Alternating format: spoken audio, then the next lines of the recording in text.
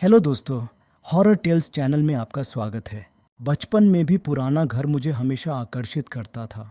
यह हमारे छोटे से शहर के बाहरी इलाके में किंवदंतियों और अलौकिक की फुसफुसाती कहानियों से घिरा हुआ था। इसका पुराना मुखौटा, जर्जर छत और आईवी आच्छादित दीवारें इसे क्षय और परित्याग की आभा प्रदान करती थीं।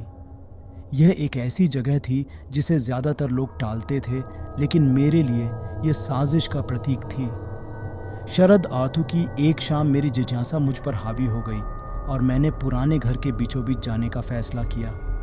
मैंने इस जगह के बारे में अनगिनत कहानियां सुनी थीं, भूत या प्रेत, भयानक आवाज़ें और अजीब घटनाओं की कहानियां जिन्होंने पीढ़ियों से इसे त्रस्त कर रखा था। लेकिन मैं ऐसे अंधविश्वासों पर विश्वास करने वालों में से कभी नहीं था। मैं मिथकों को दूर करने के लिए कुछ ठोस सबूत चाहता था। जैसे ही मैं घर के पास पहुंचा, हवा ऊंचे पेड़ों के बीच से फुसफुसा रही थी और पत्तों की सरसराहट दूर की आवाज़ की तरह लग रही थी। सूरज डूब रहा था और संपत्ति पर लंबी भयावह छाया पड़ रही थी। मैं हवा में ठंडक महसूस कर सकता था, लेकिन यह सिर्फ शरद ऋतु की हवा नहीं थी जिसने मेरी रीढ़ में सिहरन पैदा कर दी। घर का सामने का दरवाज़ा थोड़ा अधखुला था, मानो मुझे अंदर बुला रहा हो। मेरे हर कदम के साथ मेरे पैरों के नीचे लकड़ी के बरामदे की चरमराहट सन्नाटे में गूंजती थी, मानो घर को ही मेरी उपस्थिति का एहसास हो गया हो। मैंने दरवाज़ा धक्का देकर खोला और मंद रोशनी वाले फोयर में प्रवेश किया। अंदर की हवा भारी और बासी थी। पुरानी लकड़ी, सड़ते वॉलपेपर और लंबे समय से भूली हुई चीज़ों की लगातार खुशबू का मिश्रण। जैसे ही मैं घर में आगे बढ़ा, मेरे कदमों की आवाज़ खाली हॉल में गूंज उठी। मैं जिस पहले कमरे में दाखिल हुआ वह एक पार्लर था। उसका सामान धूल भरी चादरों से ढका हुआ था। फटे हुए पर्दों से छनकर आती चांदनी की रोशनी फर्नीचर पर एक भयानक चमक बिखेर रही थी। समय के साथ कमरा जम गया, मानो उसमें रहने वालों ने अपना सामान छोड़कर अचानक इसे छोड़ दिया हो। मैं उन लोगों के बारे में आश्चर्यचकित हुए बिना नहीं रह सका जिन्होंने कभी इस घर को अपना घर कहा था। किस चीज़ ने उन्हें भगाया था?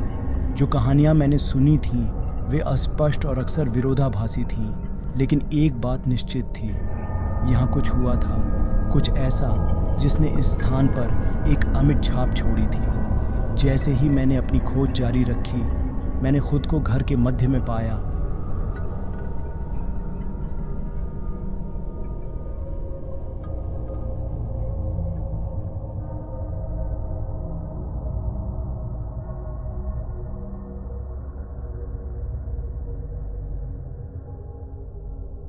जैसे जैसे मैं सीढ़ियाँ चढ़ता गया, मेरे ऊपर एक बेचैनी का भाव घर कर गया। हर कदम के साथ हवा ठंडी होती गई और बाहर हवा की फुसफुसाहट तेज़ होती गई। मैं लैंडिंग पर पहुंचा और एक लंबे मंद रोशनी वाले गलियारे ने मेरा स्वागत किया। यह मेरे सामने फैला हुआ था। इसमें बंद दरवाजे लगे हुए थे जो मुझे करीब बुला रहे थे। मैंने बेतरतीब ढंग से एक दरवाज़ा चुना और उसे धक्का देकर खोल दिया। आगे का कमरा छोटा और कम सुसज्जित था, लेकिन जिस चीज़ ने मेरा ध्यान खींचा वो एक बड़ा अलंकृत दर्पण था जो एक दीवार पर लटका हुआ था। इसे सोने से फ्रेम किया गया था और यह अन्यथा सामान्य कमरे में जगह से बाहर लग रहा था। जैसे ही मैं दर्पण के पास गया, मुझे कुछ अजीब सा दिखाई दिया। मेरा प्रतिबिंब विकृत हो गया था, जैसे कि मैं किसी फन हाउस दर्पण में देख रहा हूँ। मेरी विशेषताएं खिंची हुई और विकृत थीं और मेरी आंखें एक फीकी अलौकिक चमक बिखेरती हुई प्रतीत हो रही थीं। मैं सदमे में लड़खड़ाकर वापस लौट आया। मेरा दिल मेरे सीने में ज़ोरों से धड़क रहा था। मैं बता नहीं सकता कि मैंने अभी क्या देखा।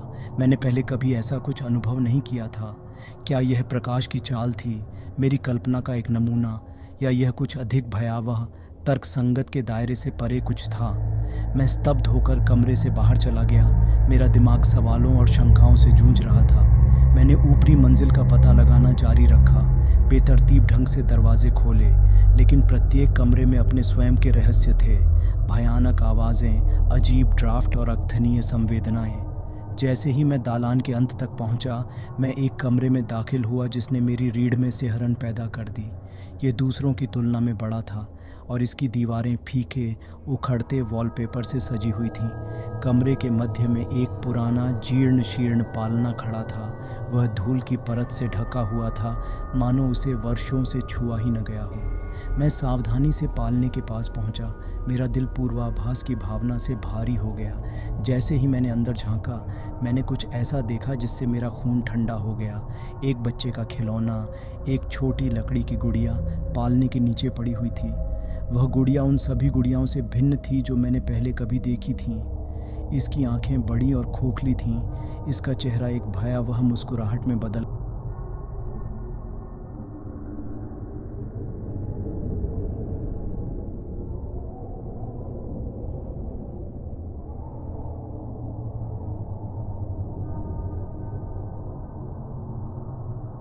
मैं भयभीत होकर पीछे हट गया और गुड़िया को वापस पालने में गिरा दिया। हंसी जारी रही। हर गुजरते पल के साथ यह तेज और अधिक द्वेषपूर्ण होती जा रही थी।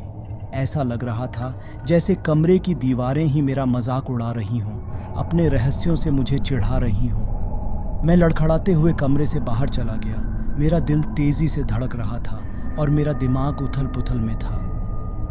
घर ने मेरे सामने अपना वास्तविक स्वरूप प्रकट कर दिया था और मैं अब अलौकिक की वास्तविकता से इनकार नहीं कर सकता था।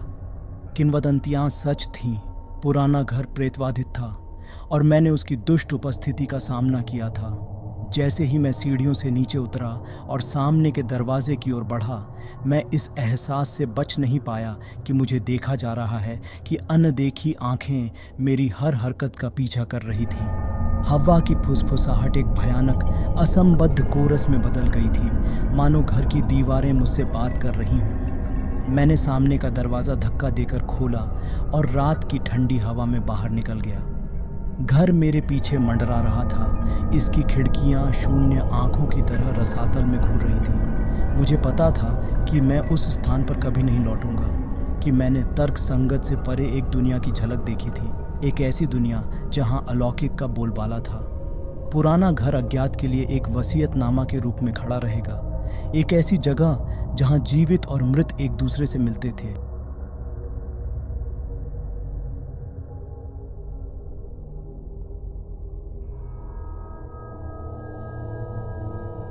अगर ये कहानी आपको पसंद आई हो तो वीडियो को लाइक और शेयर करें और चैनल को सब्सक्राइब करना ना भूलें। धन्यवाद।